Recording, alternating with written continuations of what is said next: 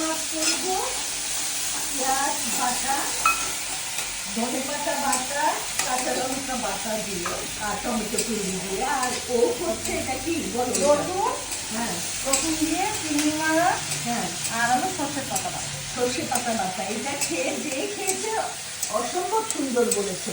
ও চিংড়ি মাছের বড়া করেছে, আর এটা কি কলমি শাক। কলমি শাক হলো চিংড়ি মাছ দিয়ে করেছে। আর কি করেছে? আর কিছু করেনি। আমি এটা রাখবো আর ও এটা রাখবে। ও আমাকে রোজ সব গুছিয়ে দেয়। কয়েকদিন আমার শরীর খারাপে ও রান্না করেছিল, তারপর থেকে ওই বেশি রান্না পারে, আমি একটু এসে রান্না করি, কেন আমি আস্তে আস্তে এসে রান্না করছি।